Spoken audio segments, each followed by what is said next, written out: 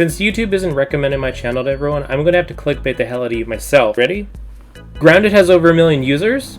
Halo is free to play, but at what cost? Japanese people furious because Ghost of Tsushima was made by an American company? What? Gabe Newell likes Xbox more than PlayStation 5? Everything I just said is clickbait entirely. So, watch the video to find out what I'm actually talking about. And you get to spend time with me.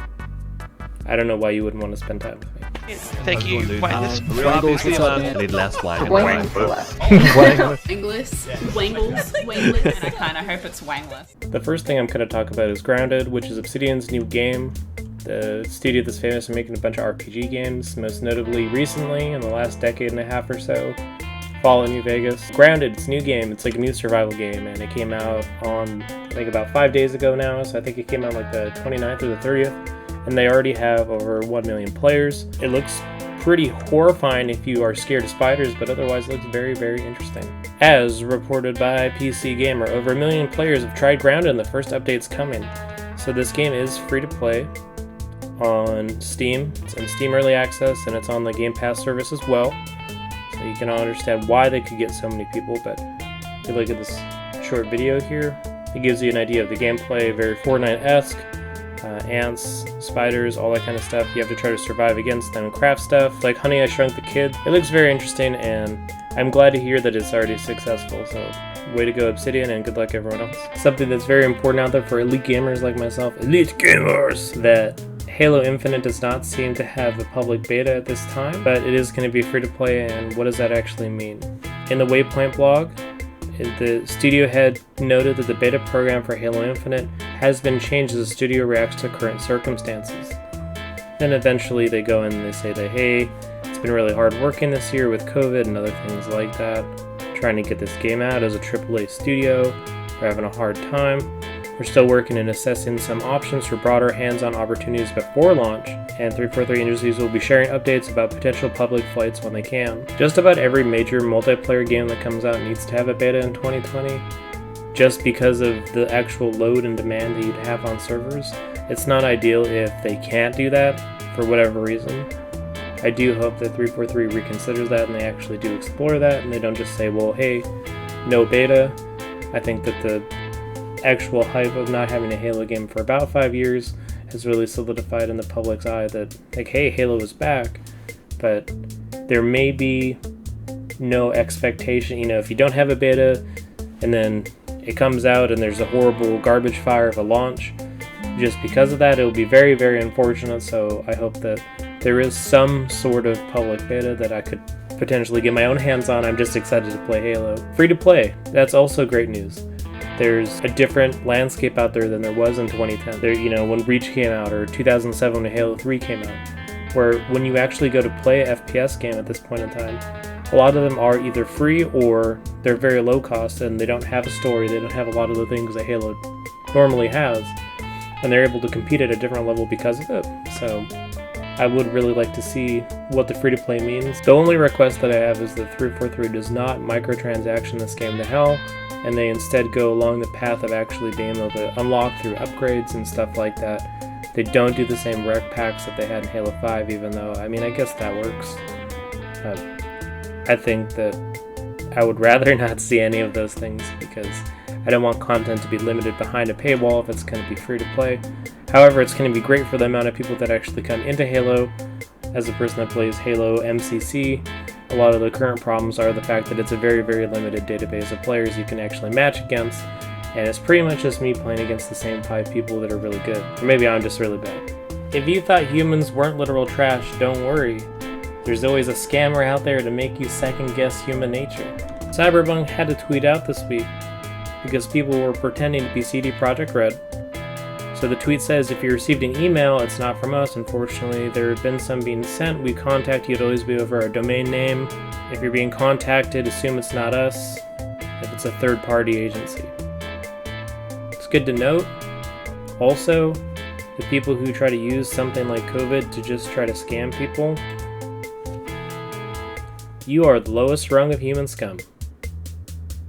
And to scam people on Cyberpunk, bro, not Cyberpunk, man, not Cyberpunk. EA's new multiplayer game called Rocket Arena is not doing so hot right now. That's mostly due to the fact that it costs at least $30 to buy. It's heavily discounted on EA's store Origin, but is still full price on Steam. If we take a look at this article from CCN, it's already been discounted 75% in the Origin store. The Rocket Arena Standard Edition, which only comes with the game, is 83% off. The Rocket Arena Mythic Edition, which currently features multiple Mythic cosmetics, is 75% cheaper. Now, Rocket Arena doesn't appear to be a bad game in any of the ways you think. It seems to be like it has good gunplay, it has a good arena setting, obviously. The core of it seems to be fun and kind of fast-paced. It reminds me actually a lot of like Fortnite version of Quake. As the article seems to state, the problem here is that EA decided to charge for the game. Rocket Arena is new IP, which means that there's not going to be as many eyes on it. And that's what made EA's free-to-play shooter Apex Legends so compelling, and it was pretty damn compelling. Just the fact that you had to pay for this one made it so no one plays it. And if you look at the stats here, it says there's only on Steam, which is, again, not the full actual image of the players that are actually playing this game, but Steam said there was an average of there was only 142 concurrent players in the last 24 hours, with peak concurrent players of 913, and that was on release day. It's not looking great for this game, and I hope that EA realizes that they're doing this to their own creative endeavors, and they change the way that they do a lot of their economic models, because, hey, maybe, just maybe EA, you can learn from some of your mistakes one day and not ruin game franchises and things like this that just seem to get in your way. I don't like that. Stop that. Star Wars Squadrons, which is the game where you get to fly around in X-Wings and is basically what everyone has ever wanted out of any Star Wars game. It's only going to be $40. And EA needs to justify that price point because it seems a little odd that it's only $40. According to Twinfinite,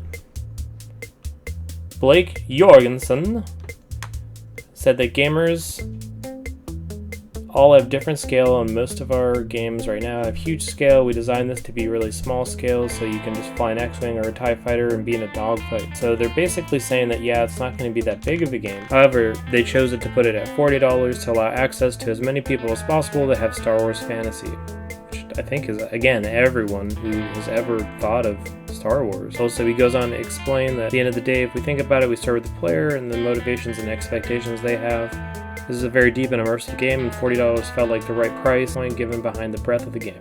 Interesting. I hope that this game isn't just kind of shipped out really quickly from EA, because Star Wars has a very long history of good X-Wing flight games. I mean, all the way from X-Wing Flight Commando to Rogue Squadron, all those games are really fun, interesting, and different. And if EA is not going to actually use the creative depth that they have and the resources they have, I would like them to release it to someone who does. Also, $40 isn't bad, but please don't just ship out a game that's not great. This is everyone's favorite clickbait from this week, and I actually used it earlier in the video. Yakuza Director praises Ghost of Tsushima, says Japan should have made it. Can be a little misleading. Toshihiro Nagoshi, I hope I didn't horribly mispronounce that, says, to be honest, I think that we Japan were beaten. Of course we're losing. Honestly, I think that's a game that should have been made in Japan. However, he kind of keeps going, keeps explaining. Foreigners who tickle the fancy of Japanese people more than Japanese people are rather amazing, no? There's a notion that Westerners don't understand things about Japan, but the hypothesis itself is mistaken. This isn't really him doing anything else other than saying props. Hey, good job. Good job, people in Bellevue, Washington. You somehow made a Japanese game about Japan that's better than something we can make. And he's right, it's a really good game. I would highly recommend getting Ghost of Tsushima if you haven't already gotten it. Something else that's very interesting is that he said the protagonist here was a good choice. It wasn't someone who was really young. He says that a lot of characters are usually just a super young kid. The actual direct quote here: all this money and development time is being spent on this middle-aged dude. He applauded the resolve to entrust things in such a character. From what Nagoshi said, it doesn't seem like that would be possible in Japan. Perhaps he thinks game companies would prefer a younger protagonist, which is certainly more common in Japanese games. Yeah, that's right. Older people can be cool too. Just look at me. Okay, bad example, I know. What? Gabe Newell thinks the Xbox is cooler than PlayStation? What? Time to start the console wars all over again, baby. Let's go. Okay, this is also clickbait. Which is straight up wrong clickbait. Also, one day I want to become a billionaire, so I have Gabe Newell-like problems, because he was stuck in New Zealand during this whole COVID thing and he couldn't leave. And he's like, you know what? His latest appearance was on the project. You can bet show presenters wanted his take on the impending next-gen console fight between Sony and Microsoft. After he was asked directly which of the two consoles, PS5 or Xbox Series X, he considers better, Newell went with Xbox without hesitation. Why? Asked the host. Because it's better, Newell said. I don't have a stake in that race, he clarified. Obviously, we do most of our development on personal computers, but of the two, I would definitely go with Xbox. Really, there's no other further justification that he has, and he doesn't need it. Again, if you look at this man, he has an epic beard and he looks like the second coming of some kind of PC Jesus character. Seriously, it'd be nice to be a billionaire and just do things like this. There you go. That's, if you guys are looking around and you see that news story being thrown around, it's all just clickbait. It's just him saying, I don't care. I think that I like the Xbox more. Stop trying to fan those console war flames. You people, you know who you are. In a very unexpected pro-consumer move, Activision has worked with FromSoft to develop a new patch that's going to be coming out for Sekiro with new things. And when I say new things, I mean a couple pretty big new things. I was surprised reading through this article. So Sekiro is going to have a free update on October 29th, and it brings in a couple new things. Some of the things here, they're called Reflections, Gauntlets of Strength, and Remnants. So Reflections of Strength are pretty much just rematches against bosses that you already defeated. You can go up to one of the fast travel areas in the game that's called the Sculptor's Idol, and you can kind of like do meditation and reflect on stuff, and you can go and try to actually go through, kill bosses again, just in case you thought it was easy for some reason. This game is very difficult. There's going to be some new outfits, some new cosmetic stuff. Also just I don't know why they're doing pro-consumer things, but I won't argue with them. Remnants are recordings of what a player does for 30 seconds at a time, and they're available after the tutorial. After a player records their remnant, whether it's an epic takedown, or flawless demonstration of a tricky movement technique, it can be uploaded with a written message so other community members can play it back. Through these remnants, one can hope they can seek or gain knowledge about how to actually get around an obstacle. It's an interesting idea. They basically put in tutorials and walkthroughs in their game if other players want to provide it. Do I see this being used as a troll move? Yes, and I really hope it is. And I hope that someone just, yeah, here, hidden treasure, roll ahead. They just roll right off the edge, just like good old Dark Souls days. And yeah, it's going to be up on all of the different platforms on October 29th. Very cool to see them doing this, and I don't really know why. I don't understand why they weren't already in the game, and just assuming FromSoft ran out of time. Does this mean that they're also working on stuff for Elden Ring? I sure hope so, because, man, if you want to get me to buy a game, just put a FromSoft logo on and I'll do it. I'll do whatever. Just give me news on Elden Ring. Where's Elden Ring? Give me Elden Ring! Have you ever had something so successful that it actually broke the website that you were trying to raise funds on? Because that happened with this new game that's coming out. This new game that's coming out, what is it? What is it, Cruz? Eiyuden Chronicle, 100 Heroes, I believe that's how you're supposed to say it. It's from the actual game makers behind games such as Suikoden and other JRPGs back in the day that were really popular. They had about a $500,000 goal, and by the time I actually tried to look at this, it broke Kickstarter because there were so many backers. Right now you can see that there's about $2.57 million out of their $500,000 goal, so they've done it over about 6 times. And they still have 26 days to go. This game does look very interesting and kind of amazing to have some JRPG like this that's actually going to come out in a couple years. You can see all these different things that have been hit. So you can see some of the asset art here. It does have a very old school feel to it, and it looks like it's kind of 8-bit in a 3D world. Very interesting looking game, and I'm glad that they met their goals so quickly. Classic JRPGs definitely have a spot, and people who hold onto the IP for these games and don't want to make them, specifically Konami, because Konami made Suikoden back in the day. I would really like them to give that kind of stuff up and give it to people who want to make the games instead of have them create brand new IP like this. However, this game looks super cool, super interesting, super unique, and I can't wait to see it. The only problem is it's going to be in a couple years. Hi, are you also a tortured fan of the Splinter Cell series? Because I am. I know I'm very tortured. And don't worry, Ubisoft has us in great hands. You want to know why they have us in great hands? Because they've announced they're going to make an animated show. Yeah. Not a game. Why would you make a game? Splinter Cell animated series helmed by John Wick writer coming to Netflix. Oh, a Netflix adaptation. That's exactly what I wanted. 2 seasons have been reportedly ordered, encompassing a total of 16 episodes across each. No one really knows who's going to be in it. Michael Ironside, who knows if he's going to be in there? He should be in there. And like the rest of the article says, Konami already had a Castlevania, and that was pretty well adapted. Ubisoft helped produce the film adaptation of Assassin's Creed, which was awful, was terrible, trash, don't even think about it. Ubisoft French publisher has not dipped back into Splinter Cell since at least 2013. They've had a couple cameos in Ghost Recon, because they like to torture their fans. And also, yes, Elite Squad, Tom Clancy's Elite Squad, which is, again, I don't know if it's free to play, but it's definitely a mobile game. So that's great. Hey, you guys want some Splinter Cell news? Oh, how about a mobile game? That's what everyone was asking for. I do hope that Splinter Cell returns to its former glory in some way, because there's nothing more fun than sneaking around like badass Sam Fisher.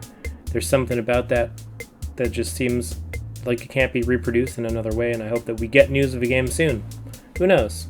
There's going to be a shakeup because of Ubisoft leadership and creative directors getting out of there, so maybe they'll return some of the stuff that's just been on ice for a long time.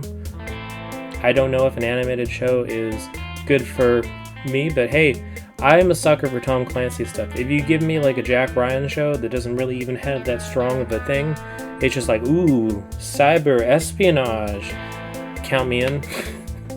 It's pretty much my equivalent, like my weakness, where, it's like a soap opera or something. I just have to consume it for some reason. And that'd be pretty cool, I guess. We'll see.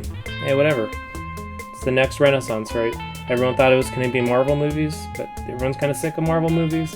Now I guess it's just going to be video game movies. Almost everyone dislikes Ubisoft right now. And it's not because of their games, but because of their horrible environment, where they had a guy going around basically doing horrible sexual misconduct. People were kind of moved around from department to department if a scandal came up, and really no actual answer from management about how to report things. They were at executive leadership. The CEO, Yves Guillemot, has not stepped down or done anything about that part of it, except just to say we're working really hard internally to fix the culture. That's how that works. If you're wondering why I could say, hey, it's a Ubisoft game, and then everyone was like, hey, that is a Ubisoft game, and we all knew what we were talking about. Well, it's because the guy who was running the creative decision-making process for Ubisoft basically just forced every game to be the same. As a report from Mr. Jason Schreier himself, fans have long wondered why Ubisoft hired the designer for Dragon Age, Mike Laidlaw, only to have him leave. It's because the game he was pitching, which was called Avalon. Serge Hascott did not like the setting of a medieval fantasy game. He resigned from Ubisoft, facilitated a horrible culture for many years. He was pretty much the go-to greenlight person, and he directed all of the decision-making processes behind these. Ubisoft has promised some big changes. However, the departure presents an opportunity to restructure the quote-unquote editorial department that avoids giving so much power, allowing to more diverse games. A co-op multiplayer King Arthur RPG inspired heavily by Monster Hunter. People who worked on the project said they were really stoked about the team and the progress that they made. Their Impurity was cancelled because Hascott didn't care for the setting.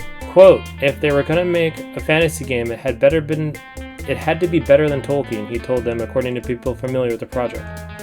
Just a little bit of a unrealistic standard and expectation there. I do hope that there's a lot of better games that come out of Ubisoft, because if there is something like a Splinter Cell or a new series that they breathe life back into, I'd love to see it done correctly and with a lot of effort given to people who care about the projects. Jason Schreier seems to be reporting and making sure that that's not going to be overlooked the next time Ubisoft announces a game, and I do hope the best for people who worked on stuff like this that was shut down. Pretty scummy, but that's what happens when you just give one person all the power, right? If you're wondering when you could get Cuphead on the PS4 for some reason, it's out. It's suddenly out. It's kind of insane that something that was considered a first-party Microsoft thing that was then slowly released onto other consoles and stuff. It's now pretty much everywhere. Microsoft helped to back that up for everyone. Surprise! Cuphead's coming to PlayStation 4 today. That was on July 28th. And yeah, you can go ahead and buy it on the PlayStation Store. That means it's on Xbox, PS4, Steam, I believe, or maybe just the Windows Store. I think both. Switch. So it's just about everywhere except for phones. And that's a really cool thing to see from first-party games that actually come out of Microsoft. My prediction is that it's going to be a lot more like this as we go forward with the introduction of Xbox Game Pass as the actual, next-gen part of it, and a lot of reduced barriers. I would not be surprised if first-party games eventually came with things like the PlayStation 5, or eventually whatever Nintendo's doing, who knows what they're doing. Yeah, maybe even if it came to Steam, as an Xbox Game Pass thing on Steam, if you don't want to go through the Windows Store, which is pretty awful to navigate sometimes. I will give them a little bit of a hard time about that. Yeah, go play Cuphead if you really get really mad. I mean, want to get really frustrated and then rewarded. That's what that game is. Earlier this week, I sent out a tweet asking why people wanted to buy computers from Konami, because Konami hates us. So these computers are what have been announced from Konami that are pre-built, and they have this little R-Sphere, which, that name alone sounds awful. It's supposed to be esports computers that Konami is making, and a lot of people aren't happy about it. If you actually read through the specs, they're pretty overpriced. They're about a couple $1,000s too high. And Japanese website, the actual reaction, because this has only been announced in Japan so far, is that the price is not good. The case has also been designed as not being called not cool and garbage. So if we actually look at these, it does look like some kind of mic, that you'd hold from the 1920s. It doesn't look beautiful. We'll see. We'll see what's going on with that pre-build. They gotta work on their build specs. Their aesthetic is not great right now. Yeah, that thing looks so goofy. Star Citizen was originally announced with a Kickstarter in 2012, and they still are not done. This story seems pretty funny to me, as a person from the outside that hasn't invested any money into Star Citizen itself. But yes, 8 years in, what have they announced? A roadmap to a roadmap. Yes, I'm not even kidding. That's what the story is. They're basically trying to do production to give updates to their community, and they have to basically push it back. They were going to have the show series called The Briefing Room, where it's quote-unquote quick to produce, and give you updates on the actual single-player part of this Star Citizen, which is called Squadron 42. However, ironically, as this article from VG27 24/7 points out, that the actual feature creep of it's very meta, because that's what happened in the game, and that's why it's not out yet, caused the team to re-examine the presentation and resulted in a delay. So eventually we're going to see a roadmap, but this is a heads up to the roadmap, which is going to then slowly be rolled out, which is hilarious because they're so far behind. And it's just really unfortunate if you actually bought that and you invested into the system and you said, hey, I would like to play my space game. I guess you're just going to have to wait around, and maybe you've just become very patient at this point. At least they are still giving you updates, and they didn't outright scam you, but they kind of scammed you on several years of just hoping that you have the game.